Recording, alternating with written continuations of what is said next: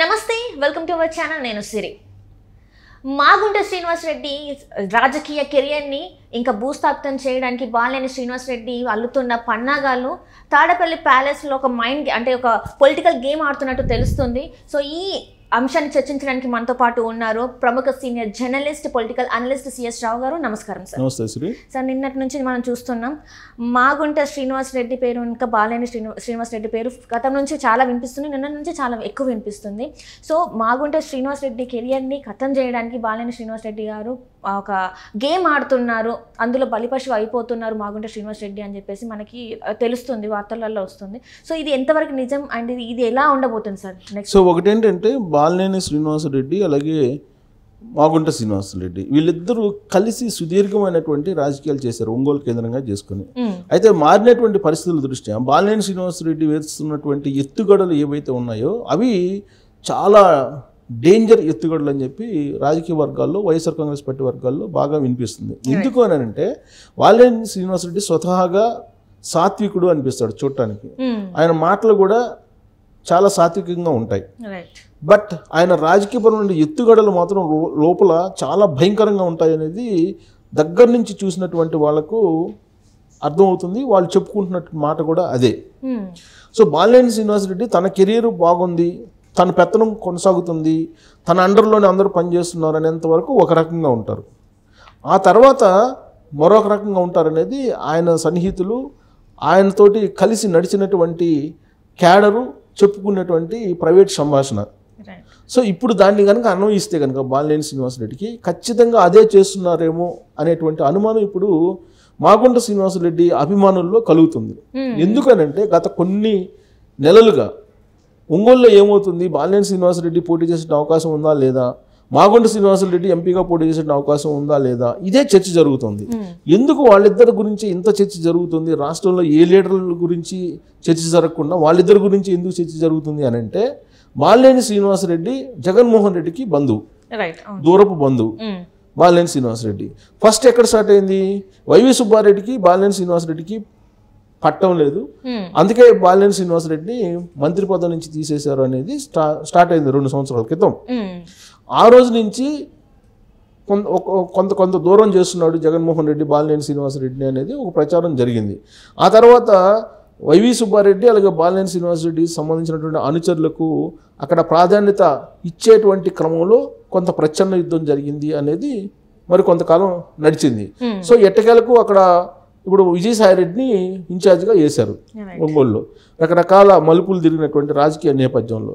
ఇప్పుడు తాజాగా ఏంటి, అసలు బాలినేని శ్రీనివాస్ రెడ్డి ఒంగోలు కాకుండా గిద్దలూరు పోటీ చేస్తాడా లేదంటే దర్శి పోటీ చేస్తాడా, ఇలాంటి చర్చ జరిగినటువంటి క్రమంలో అక్కడ అన్నార్ రాంబాబు అత్యధిక మెజార్టీతో గెలిచాడు 2019 ఎన్నికల్లో.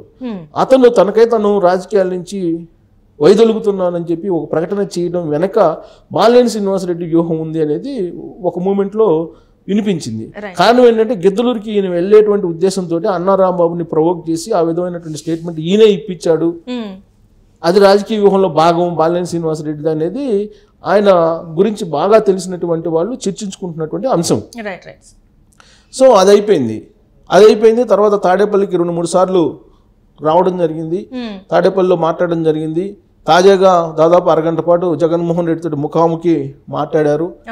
మాట్లాడిన తర్వాత ఈయన ఒంగోలు వెళ్ళారు. ఒంగోలు వెళ్ళి నేనే పోటీ చేయబోతున్నాను ఒంగోలు నుంచి అని చెప్పి చెప్తూ అక్కడ ఇళ్లకు సంబంధించినటువంటి పట్టాలు, తర్వాత అక్కడ ఉండేటువంటి పట్టాలకు సంబంధించినటువంటి వ్యవహారాన్ని మొత్తాన్ని కూడా ఆయన నిధులు కేటాయింపు చేసుకొని ఒక ఇది చేస్తే కనుక నేను మీరు చెప్తే అది వింటానని చెప్పినటువంటి క్రమంలో జగన్మోహన్ రెడ్డి కూడా అక్కడ ఉండేటువంటి ఇళ్ల పట్టాల విషయంలో సమస్యను క్లియర్ చేయడం జరిగింది.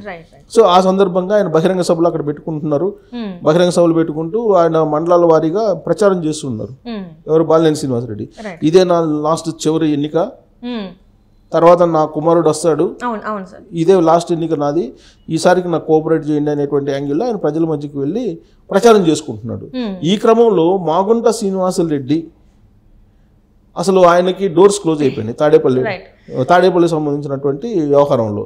సో అయితే చివరి ప్రయత్నంగా నేను చేయబోతున్నాను, మళ్ళీ మాగుంట శ్రీనివాసరెడ్డినే నేను ఎంపీగా పోటీ చేయించేటువంటి ప్రయత్నం చేస్తానని చెప్పి బాలినేని శ్రీనివాసరెడ్డి ఒక శపథం చేశాడని చెప్పి ప్రచారం జరిగింది. ప్రచారం జరిగినట్టు క్రమంలో నేను తాడేపల్లి క్యాంప్ ఆఫీస్కి వెళ్ళి మాట్లాడొస్తానని చెప్పేసి ఆయన మంగళవారం రోజు విజయవాడ వచ్చి విజయవాడలో సాయిరెడ్డిని అలాగే అక్కడ ఉన్నటువంటి తాడేపల్లిలో ఉన్నటువంటి జగన్మోహన్ రెడ్డి కోటరీతోటి మాట్లాడారు అని చెప్పి తెలుస్తుంది.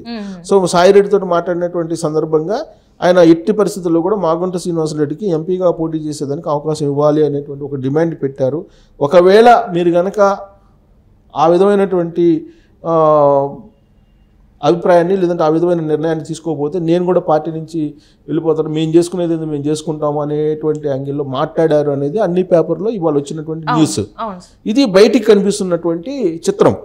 కానీ తెర వెనుక మరొకటి ఉంది బాలినేని శ్రీనివాసరెడ్డి మదిలో అనేది ఆయన సన్నిహిత వర్గాలు చర్చించుకుంటున్నటువంటి మాట.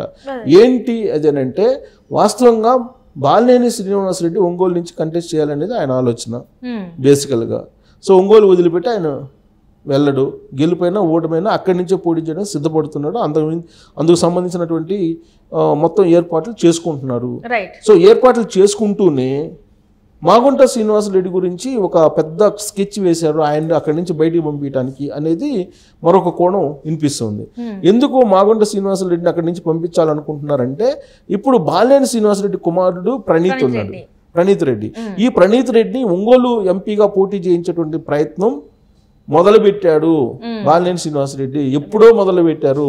ఆ దిశగా అడుగులు వేస్తూ ఇవన్నీ కూడా రాజకీయపరమైన వ్యూహాలను రచిస్తూ తాడేపల్లి క్యాంప్ ఆఫీస్ తోటి గొడవ పడినట్టే ఒక క్రియేషన్ చేసి తన అంతిమ లక్ష్యాన్ని తన అంతిమ గోల్ని రీచ్ అయ్యేదానికి బాలినేని శ్రీనివాసరెడ్డి ఒక హై లెవెల్ గేమ్ ఆడుతున్నారు అనేది ఇప్పుడు ఆయనకు సన్నిహితంగా ఉండేటువంటి వాళ్ళు, ఆయన గురించి బాగా తెలిసినటువంటి వాళ్ళు ప్రైవేట్ సంభాషణలో మాట్లాడుకుంటున్నటువంటి మాటలు ఇవి.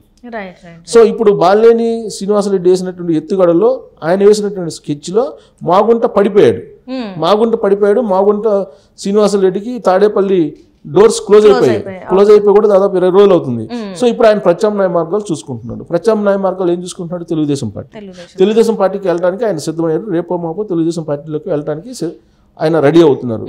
కరెక్ట్గా బాలినేని శ్రీనివాసరెడ్డి కావాల్సింది కూడా అదే, బయటికి వెళ్ళిపోవడమే కావాలి. సో బయటికి వెళ్ళిన తర్వాత ఎవరిని అక్కడ ఒంగోలు ఎంపీగా పెట్టాలి, ఒంగోలు ఎంపీగా వైఎస్ఆర్ కాంగ్రెస్ పార్టీ నుంచి పెట్టాలి అంటే కొన్ని రోజులు చెవిరెడ్డి భాస్కర్ రెడ్డి పేరు వినిపించింది, రీసెంట్ గా రోజా పేరు వినిపించింది. కాదు చెవిరెడ్డి భాస్కర్ రెడ్డి అసలు పనికిరాడు, చెవిరెడ్డి భాస్కర్ రెడ్డి కనుక మీరు పోటీలో దిగితే నేను కోఆపరేట్ చేయను అని చెప్పేసి తాజాగా మంగళవారం రోజు తాడేపల్లి క్యాంప్ ఆఫీస్కి చాలా క్లియర్గా చెప్పేసి సాయిరెడ్డికి ఆయన వెనుదిరుతున్నటువంటి క్రమంలో మళ్ళీ సాయిరెడ్డి వచ్చి మాట్లాడినటువంటి పరిస్థితుల్లో జగన్మోహన్ రెడ్డితో నేను మాట్లాడుతాను, ఒకసారి అవకాశం ఇప్పించండి అని చెప్పి బాలినేని శ్రీనివాసరెడ్డి కోరినట్టు వచ్చినటువంటి న్యూస్. సో జగన్మోహన్ రెడ్డి తోటి కలిస్తే ఈయన ఏం మాట్లాడతాడు అనేది ఆయన గురించి తెలిసినటువంటి వాళ్ళు చెప్తూ ఉంటారు. ఏం మాట్లాడతారు అనుకుంటున్నారు? ప్రణీత్ రెడ్డికి ఒంగోలు ఎంపీగా ఇవ్వండి, బాలినేని శ్రీనివాసరెడ్డి మాగుంట శ్రీనివాసరెడ్డి వెళ్ళిపోతూ ఉన్నాడు కాబట్టి ఇంకెవరు లేరు అక్కడ, చెవిరెడ్డి భాస్కర్ రెడ్డికి ఇస్తే 4 లోకల్ అవుతాడు, గెలిచేటువంటి అవకాశం లేదు, నేను కూడా కోఆపరేట్ చేయను. రోజాని తీసుకొచ్చినా ఓడిపోతుంది, రోజాకు నెగిటివ్ ఉంది కాబట్టి ఓడిపోయేటువంటి అవకాశం ఉంది, కాబట్టి అక్కడ ఎవరూ లేరు, ప్రణీత్ రెడ్డి తప్ప తన కుమారుడు తప్ప ఎవరూ లేరు అనేటువంటి యాంగిల్లో ప్రొజెక్ట్ చేసేదానికి జగన్మోహన్ రెడ్డి అపాయింట్మెంట్ని బాలినేని శ్రీనివాసరెడ్డి కోరారు అనేది ఆయన గురించి బాగా సన్నిహితంగా ఉండేటువంటి వాళ్ళు ప్రైవేట్ సంభాషణలో చెప్పుకుంటున్నటువంటి మాటలు ఇవి. అంటే తన కొడుకు కోసం మాగుంట శ్రీనివాసరెడ్డిని బలి చేస్తున్నారు. తన లక్ష్యాన్ని, తన కొడుకా లేకపోతే ఇంకొకలా అనేది తర్వాత సంగతి, తన లక్ష్యం ఏదైతే అనుకుంటున్నారో ఆ లక్ష్యాన్ని చేరడానికి బాలినేని శ్రీనివాసరెడ్డి రచించేటువంటి వ్యూహాలని ఎవరు కనుక్కోలేరు. అంతుబట్టినటువంటి వ్యూహాలను రచిస్తూ ఉంటాడు ఆయన. పైకి కనిపించేటువంటి సాత్వికుడు కాదు అనేది ఆయన సన్నిహితులు ఇప్పుడు మాట్లాడుకుంటున్నటువంటి పరిస్థితి వచ్చింది. అంటే మాగుంట శ్రీనివాసరెడ్డిని ఇప్పుడు బయటికి పంపించేటువంటి క్రమం స్టార్ట్ అయింది. సో ఎప్పుడో స్టార్ట్ అయింది, ఇప్పుడు ఎండింగ్కి వచ్చేసింది. ఇదంతా కూడా ఇప్పుడు ఆయన సానుభూతి కోసం, మాగుంట శ్రీనివాసరెడ్డి మీద సానుభూతి కోసం ఇది బాలినేని శ్రీనివాసరెడ్డి మీడియాకు లీక్ చేసినటువంటి అంశాలు, ఆయన కోసం నేను పట్టుబడుతున్నానని. ఎందుకు ఆ విధంగా పట్టుబట్టకపోతే కనుక మాగుంట శ్రీనివాసరెడ్డి అనుచర వర్గం, మాగుంట శ్రీనివాసరెడ్డి అభిమానులు ఎవరైతే ఉన్నారో వాళ్ళు బాలినేని శ్రీనివాసరెడ్డికి లేదా బాలినేని శ్రీనివాసరెడ్డి కుమారుడికి సహకరించేటువంటి అవకాశం ఉండదు. కారణం ఏంటంటే గత 3 దశాబ్దాలకు పైగా అటు బాలినేని ఇటు మాగుంట ఇద్దరు కలిసి రాజకీయాలు నడిపారు అక్కడ. కాబట్టి ఆ క్యాడర్లో చీలికి వస్తుంది అనేటువంటి భయంతో బాలినేని శ్రీనివాసరెడ్డి ఒక హై లెవెల్ గేమ్ ఆడాడు. తాడేపల్లి క్యాంపస్ తోటి పెట్టుకొని తాడేపల్లి క్యాంపస్తో కలిసి వాళ్ళతో చేతులు కలిపి అనేది ఇప్పుడు బాలినేని శ్రీనివాసరెడ్డి గురించి బాగా తెలిసినటువంటి వాళ్ళు అలాగే మాగుంట శ్రీనివాసరెడ్డి అభిమానులు చర్చించుకుంటున్నటువంటి అంశం. Right sir, right. Thank you so much sir. Thank you.